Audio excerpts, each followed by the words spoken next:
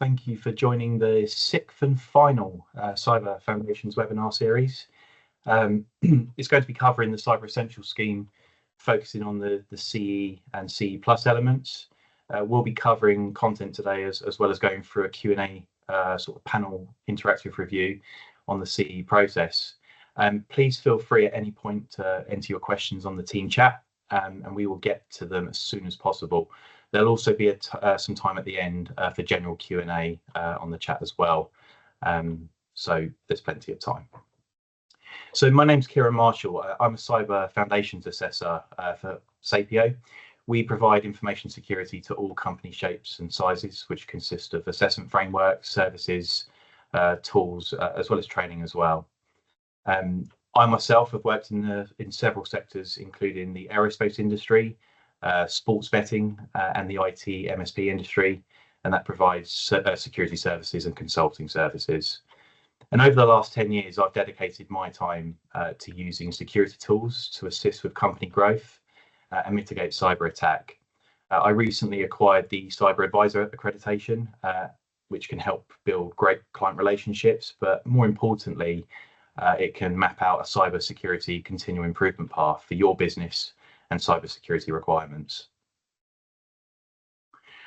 So there are many cyber assessor businesses available, and for the purpose of today's presentation, we've asked Ruptura, a valued partner of ours, to help.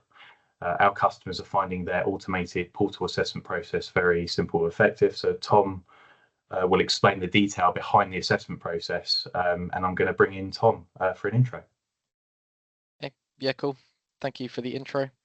Yes, I'm Tom. I'm director at Ruptura. We're sort of a UK-based boutique, primarily penetration testing and cyber essentials accreditation company. We work a lot with Sapio, sort of managing and sort of performing penetration tests for a lot of their sort of clients when the clients have requirements, but also when clients have requirements for cyber essentials and cyber essentials plus. That's sort of when we step in and help put them through that process. And sort of like Kieran mentioned, we have a very, very easy automated, semi-automated process really that helps clients really understand what cyber essentials is, understand cyber essentials plus, and almost guides them through each step of the way. So yeah, based in the UK, we've also got offices in Dubai, fully sort of check accredited for pen testing, CREST accredited for pen testing, and we've been a certification body as well with IASME for about 3 years now. So yeah. Thank you very much, Tom. So, what does the Cyber Essentials scheme mean? So Cyber Essentials, it's an effective government-backed scheme that will help you to protect your organisation, whatever its size, against a whole range of the most common cyber attacks. So for any organisation that connects to its internet, it's not if an attack will come, but when. And a cyber attack in today's world is the equivalent of a thief trying your front door. If it's unlocked, then it's easy to simply walk in and take whatever is on offer. Cyber Essentials is there to ensure that door remains locked. An attacker will not want to waste any time and will move on if your business is protected. So with anyone that experienced an attack, they will have you believe it was a sophisticated attack. In reality, the vast majority of cyber attacks are carried out by relatively unskilled criminals using exploit kits that they've brought online. So they're based on opportunity rather than targeted attacks. And whilst this means that they can be relatively easily defended against it, it also means that an organisation can be a target, whether you're a bank, a charity, a hospital, or 5-person startup.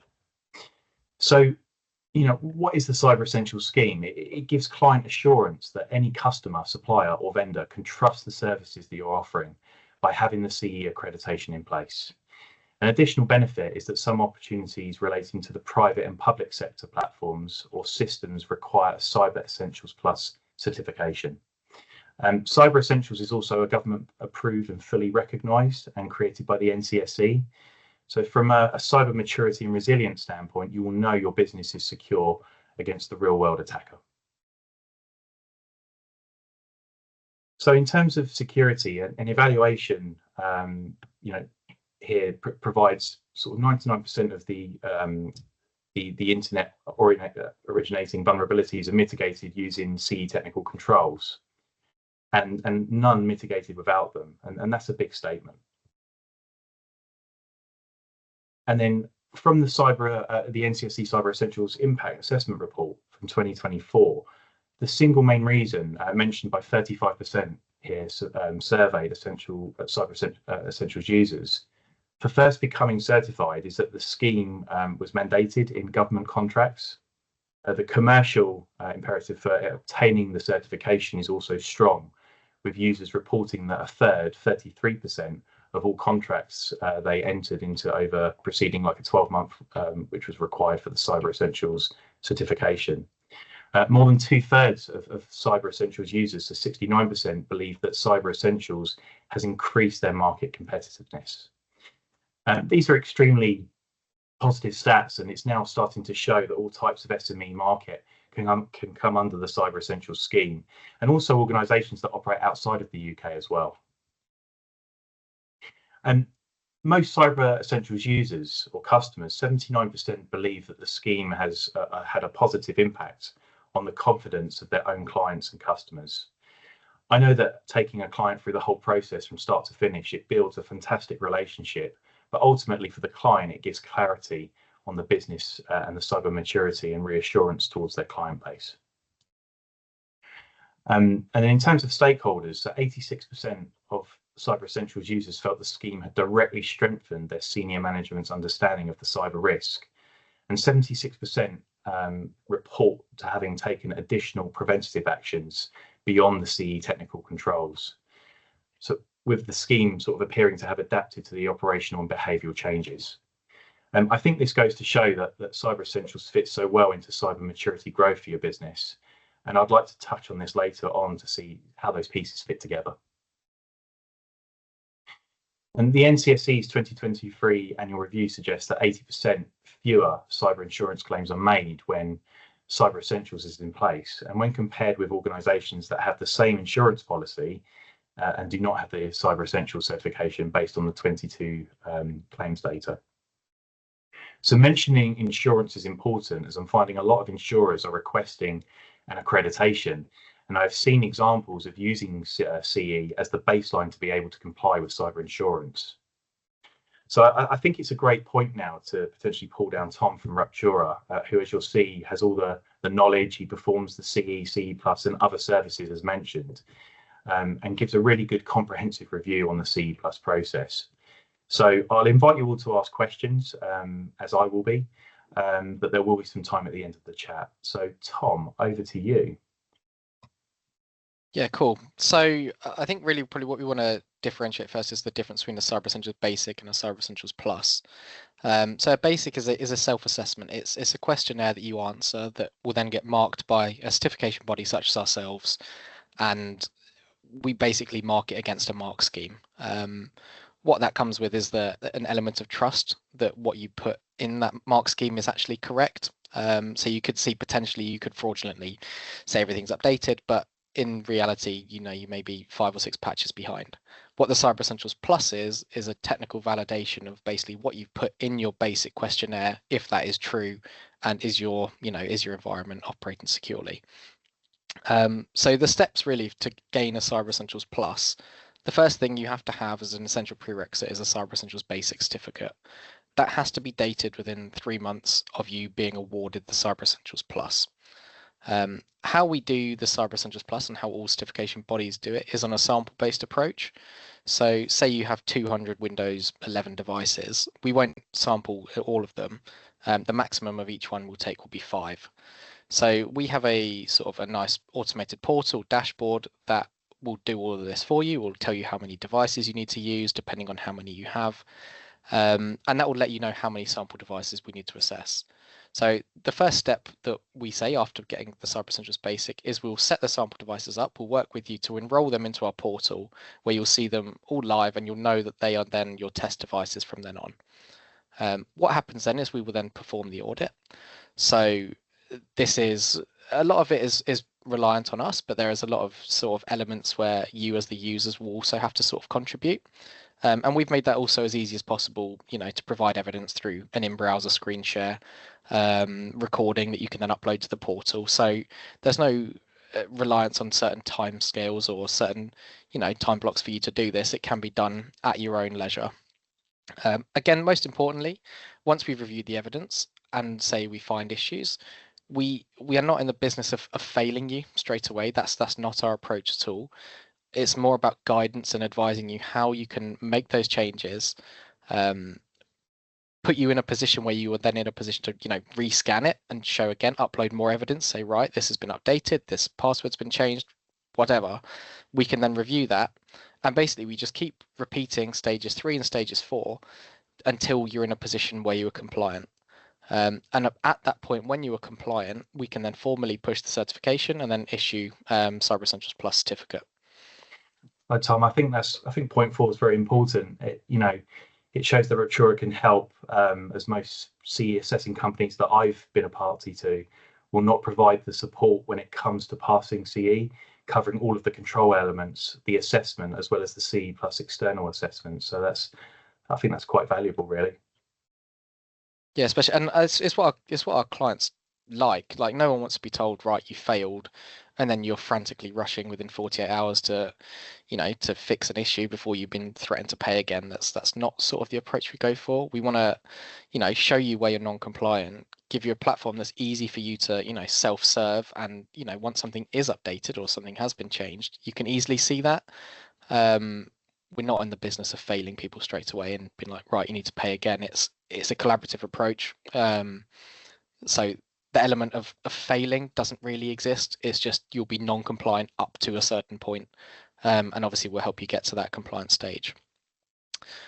So how that works is our portal we have is super easy to use. Instructions in there. There's instructions for everything from how you submit your external IP addresses that you may have, how you can provide screen shares, how you can install scanning agents. All of that is very, very simple to use. Cyber Essentials Plus shouldn't be a hard certification for companies to achieve. It's really if you're doing the basics of security right, and if you are, there shouldn't be headaches around having to get certified. We've made this as well super easy, so there's no third-party tools you have to install. It's all done within the dashboard, all through screen recording links. Very, very easy to use, and because of that, we've got it down to now the fact that a Cyber Essentials Plus can be completed within 2 days from start to finish. Obviously, providing most of it's compliant, 2 days is about the average for that. And really, what we ask is that you're open with us. You don't lie and say stuff's updated when it hasn't, because we'll see it. And the more open you are, the more we can then support you to sort of meet those security standards. So yeah, it's a really, really cool platform. I think that's a great expectation to be able to complete the CE Plus assessment within 2 days. So in terms of that turnaround time, does that have some bearing effect on the automated platform that you offer? Yeah, 100%, because we're not the amount of evidence you'll see so clearly what you're not compliant on. There'll be big red blocks saying, this part here is a fail, and you'll see the elements that are passing, and you'll clearly be able to see what needs work and what doesn't. So you're not sort of rushing around going through 10 pages of PDF report saying this may be non-compliant or this is a major non-compliance. It's very simple. It's like, this needs changing, this is fine, and that just streamlines the whole process for the clients, where they can be like, right, we now need to do this. And again, if clients are unsure, we have a whole feature also within there where they can leave comments, where we can leave comments, we can leave technical guidance. If a certain registry key needs to be changed, we have the technical capability to show you how to do that, because we do so many of them, and at heart we are a technical company. So yeah, it all just speeds up the turnaround time basically to get certified. Yeah, I guess with the collaborative portal method as well, nobody is waiting for an assessor to come back or for someone to do the work. It can all be collaborative over the portal in terms of scanning, rescanning, looking at those vulnerability reports. Exactly, and it's only when we actually get to the formal final assessment that's when we then step in, because we will then need a qualified assessor such as myself or other members of the team to review that evidence. But until you're at that point, it really is a self-serve portal. So you can keep retesting, retrying, patching software, making changes, re-uploading, seeing the results. And it's only at that point where the portal says you're compliant and where we believe you're compliant that then we will step in, review the evidence manually, double check that it's all okay, and then really push that certification through. That's great. And then I know we touched on it at the very beginning, but can you go into a little bit more depth on the Cyber Essentials self-assessment and then the Cyber Essentials Plus and the differences? And also, sort of a caveat question to that is, can you take the CE Plus side and leave the basic assessment out? Okay, so I guess starting with that is, so Cyber Essentials Basic is an essential prerequisite of the Plus. You can't just take the Plus on its own. You have to also have the Basic. Ultimately, they do cover the same general topics, but sort of as I said at the beginning, it's Cyber Essentials Basic is a questionnaire. You can put whatever you want, and that is treated as the absolute truth, as an assessor's point of view. What the plus is it validates that what you said is true, and the business is secure and it is updating things, and there is MFA on all your cloud systems. And it just validates everything you say in the basic. It's a technical assessment proving that is true, is really what it boils down to. And it goes from having a potentially non-security person filling in an IT security form to having a third-party company who are purely focused on security reviewing the environment, which is a completely different picture and may also find additional bits and value add from that as well. So that's really the key difference is it's all on you for the basic and we trust exactly what you say, but B, really it is that technical evidence, and now it's like prove you are secure, which is why the plus holds so much weight and why it's becoming such an essential prerequisite on a lot of supplier platforms. Lots and lots of people are asking for it for that reason. That's great. And you focused on the CE Plus elements of the automated portal, but we often get asked, are you able to assist with the self-assessment process and the questionnaire? And are you able to actually incorporate that element of the assessment into your portal? Yeah, so we have that element in there. Again, most of the clients that we put through our portal, they are doing a basic and a plus at the same time. So again, we have the whole basic configuration set up as well. So all the question sets, basically the exact same questionnaire that IASME will ask, or that we'll formally put through on the IASME website. We have basically copied that because the questions are the same. What it means is you can, again, make as many iterations as you want without fear of being charged. So once you're set up, we can then review the answers on your basic submission, leave comments on certain points, and then only at the point where it's compliant do we then move it to the formal IASME portal, at which point certificates are generated. So yeah, we can cover all the basics, all the pluses, and obviously a combination of both. Okay, great. And then in terms of the Cyber Essentials scope, so what you see on the screen here is the 3.1 framework for Cyber Essentials that's readily available online. But can you, Tom, explain, the scope of the assessment and what's included and what's not? Mm-hmm. So in scope, it's basically any device that holds corporate data. So that could be a bring your own device mobile phone. If that has access even to Outlook on the phone, that has corporate Outlook, that is then in scope. Servers are in scope as well. Doesn't necessarily have to be owned by you. Say you're renting a EC2 instance on Amazon and hosting data there, or hosting an application there, that falls into scope. Workstations fall into scope. Internal servers as well, cloud environments. Basically anything that touches corporate data falls into scope for Cyber Essentials and Cyber Essentials Plus.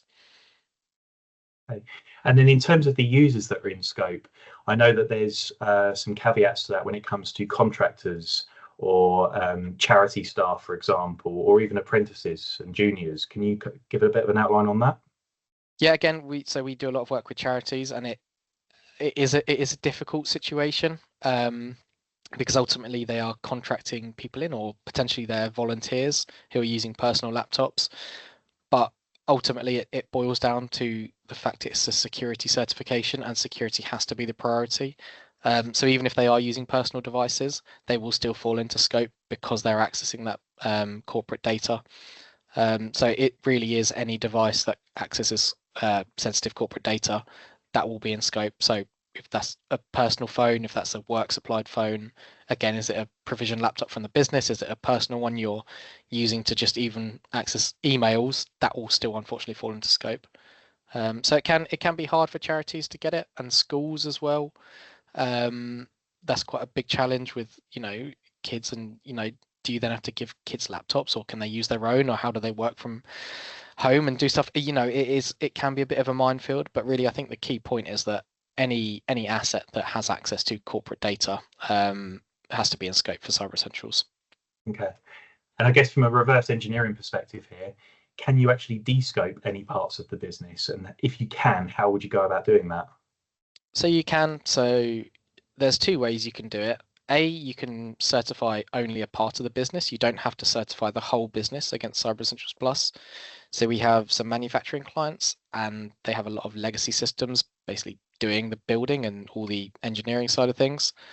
And they've just certified their office network, which is completely fine. It just means that only that part is certified.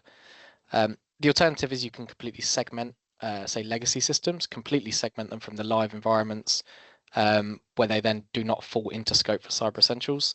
So as long as they're completely segregated, whether that's through VPN, through other access controls, then you can descope those from Cyber Essentials Plus. Okay, that's great. And then, so we've looked at the scope of the scheme, and there are specific controls that are assessed against the Cyber Essentials protocols. So, how do they fit in with your assessment process, Tom, from the 5 control perspectives? Yeah, sure. So malware protection. So this is around how our device is protected from, malicious files. So how we do this is we host the malicious files, test files that should be getting picked up by any signature-based antivirus system. What we will do is we'll ask you within the portal to start the screen share through the link. It will then say, right, download this file and record the screen and show us what happens. And what we want to see is we want to see that file being quarantined, or being blocked on download, or being blocked on execution. We want to see it being blocked. So we want to see the evidence of that antivirus doing something. Boundary firewall. So this is what you have that basically segregates your internal network from the internet. We will do a scan of that. So we'll ask you for your external IP addresses, anything that's publicly facing. That again, you'll put into the portal, and that will kick off an automated scan against your external IPs. So once that's completed, you'll then see the results of that and see what there is potentially that will need looking at for Cyber Essentials. Hopefully not much, because it's external and typically there's not much on there, but that'll be that part. Patch management. So we have to use one of 2 products. We either have to use Qualys or we have to use Nessus as the approved scanning tool to basically check the packages on workstations are up to date. So we use Tenable, which is Tenable Nessus, and we use an agent-based approach. So again, through the portal, we have detailed instructions of how to download and how to install the scanning agent on the sample devices. Again, very, very easy to use, and you'll see it then connect back into the portal, and you'll see it live. Quick question about Rapid7 Insight VM. That got taken out last year, I believe, as one of the approved scanning vendors. So that is unfortunately not a approved tool from IASME. So we are quite restricted. We have to sort of follow that again, because it's dictated by NCSC, and through IASME we have to use either Qualys or Nessus. And yeah, something like Insight VM unfortunately is not one of those. So that can't be used. Again, user access. So we'll say, right, we want you to right click, run something as admin, record the screen obviously while you're doing this, all through the portal.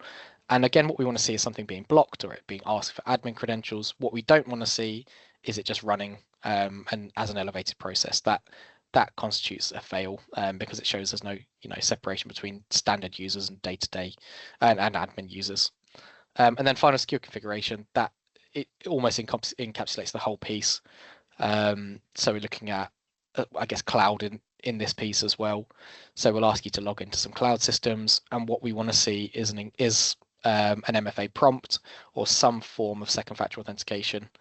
And all this evidence will be done on the sample devices, and it will be provided to us through the screen share function. So on our side, what we'll see is basically simulating us looking over your shoulder, or even doing it ourselves as to the actions and sort of the response that we observe. So it's very, very simple, very easy.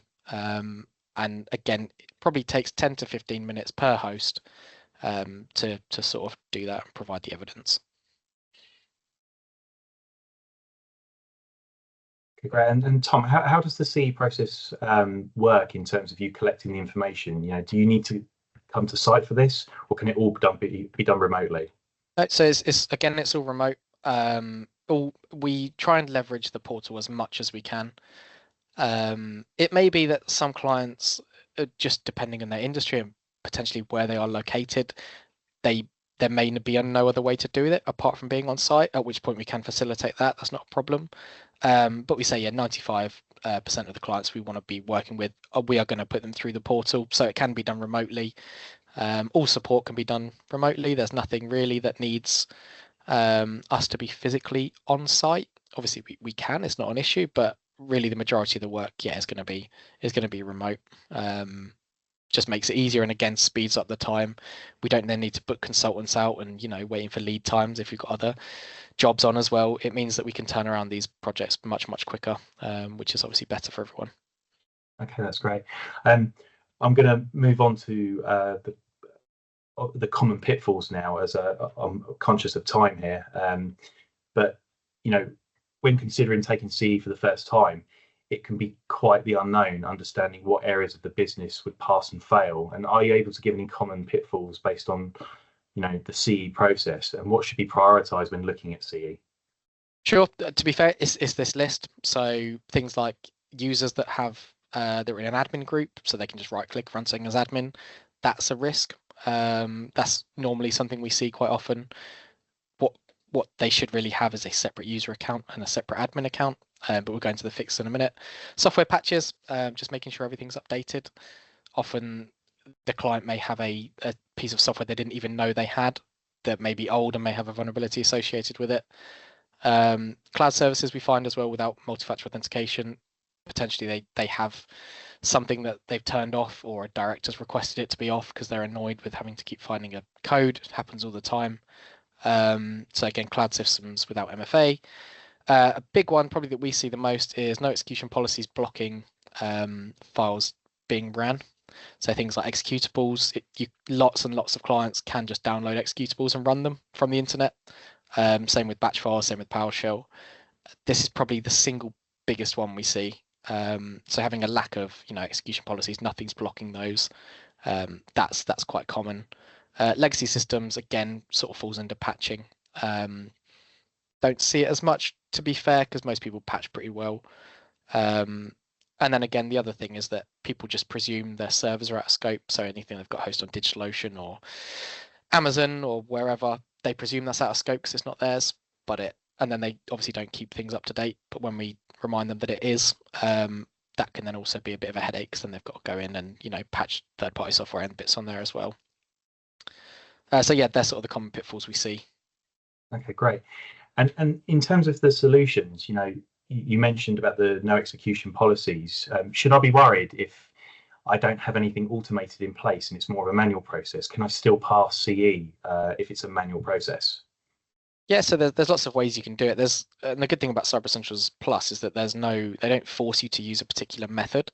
There's hundreds of ways you can block something like running and executing like on a host. There's hundreds of different pieces of software or policies or registry keys. There's lots of ways you can do it. So there's no forced way of doing it, which helps. So it's almost like, as long as you have a solution that works, that is fine.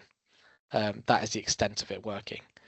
So really just going through that list, it's how do you fix admin permissions? You have a separate admin account and low user privilege account that you use for every day. So when you need to elevate, you just basically run as the admin user. You're not using that every day. Software patches, enable automatic updates if you can. If not, manually patch through WSUS or whatever third-party patching system you have.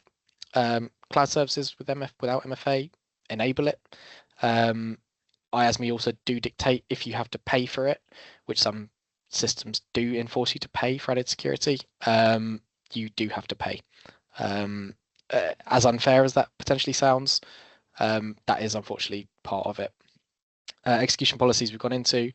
Legacy systems, yeah, we can either segment them, descope them entirely, or just certify the part of the business that doesn't include those legacy systems. And again, finally, with servers being presumed out of scope, the thing you do to fix these is basically knowledge, knowing that they are in scope, getting those up to date, updated, same as you would with your workstations or internal servers. You also classify them as in scope, and you obviously secure them appropriately as well. Okay, wonderful. And then there's obviously some preparation steps.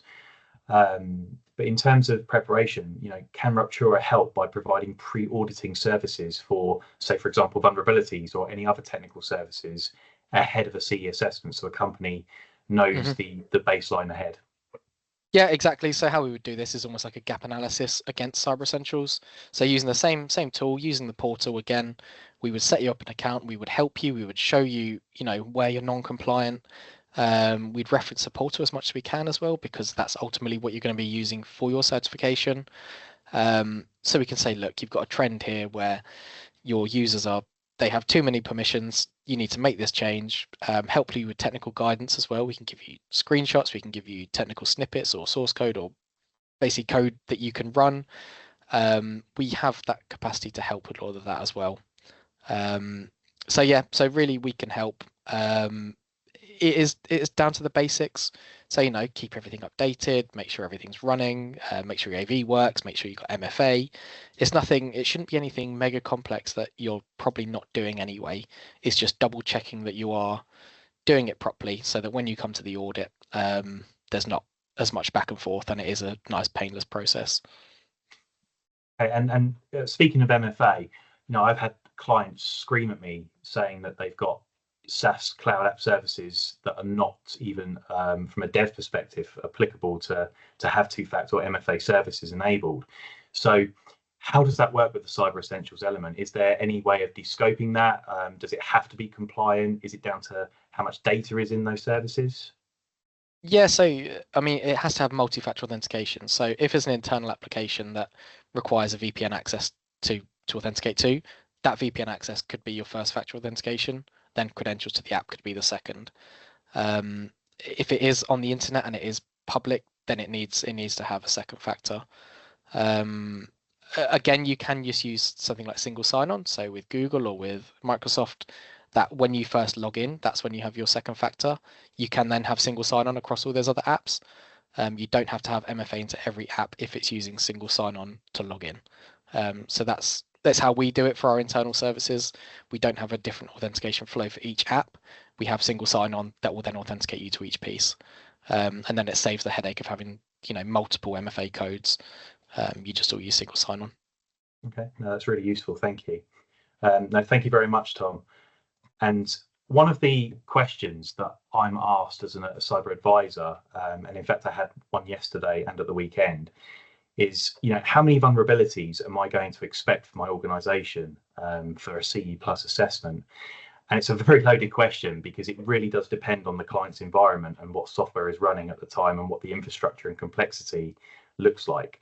But over my 3-year period, I've tried to put a trend out there just to see how that would look, but they're very indicative, so please take that with a pinch of salt. But I've put stats on there for user bases from 50 all the way up to 300, and then the 3 different colored charts you can see are so the orange represents if you've got device management only, which means there's no vulnerability scanning or no vulnerability management present. And you can see if we look at the 300 person organization, you're going to come out with 1,500 vulnerabilities roughly, if DM is only present. But then if you have vulnerability scanning solutions in place, that can reduce that by half. And it can take that down to 750 vulnerabilities over a 300 user base. And then with vulnerability management services in place, covering firmware, OS, third-party software, OS patch management, that takes that down to 220. But it gives you almost an appetite of what the vulnerability report could look like. But I do have to emphasize that every company is different. So depending on what you have in place, what ERP, what CRM systems that you have in place, that can affect the score dramatically. And then in terms of the flow, how Cyber Essentials fits into the cyber grow maturity, by taking Sapio offer a cyber foundations assessment, and this will measure against 3 core areas of the business, of your business. And it gives you a cyber foundation score. It gives you a cyber maturity score, which is based on the capability maturity model. And then it gives you finally a C plus alignment score annex. And then by taking the CFA, you will get a comprehensive recommendation list to improve cyber maturity, but also CE recommendations annex that will offer your organization a foot in the door for passing CE. And then going through that flow, you can obviously implement those controls and recommendations. And then that's where Reptura start to come in, and Tom, because obviously you've got the CE and the CE certs that can be catered for. You've then got potentially pen testing and anything else that you offer. And then it moves on to your more mature and optimizing assessments, such as the cyber resilience assessment, or if your client base is starting to work with the US, you've got your NIST, or you can stay over the pond and look at the ISO 27001s. But Ruptura can help with that process, and so can Sapio. That's it from me. Tom, is there anything else that you wanted to add? No, I think this is probably, I think, my favorite slide, to be fair. Like I said to you at the beginning, I think this is the best way, is that I think sort of Sapio help with the cyber foundations assessment, getting you to that point of certification. We then help with the certification. We provide certificates, all that piece as well. And then we also we step back in. So when you're going for the things like 27001, or you're going for your, regular pen testing that you need, again, that's where we step in as sort of that crest approved pen testing company to satisfy those requirements as well. So it's not just a one-stop shop for your cyber essentials. It's actually part of a much bigger journey. And yeah, it's something that both ourselves and sort of Sapio can work with to get you through that as far as you need to go. Brilliant. Thank you very much. So if we'll take any questions now. So if you do have any, I think Tom answered one earlier on the chat, but if you have any that you'd like to raise regarding the Ruptura process, any of the Sapio measured assessments, or anything on the CEC plus elements, please let us know now, and we'll be happy to help.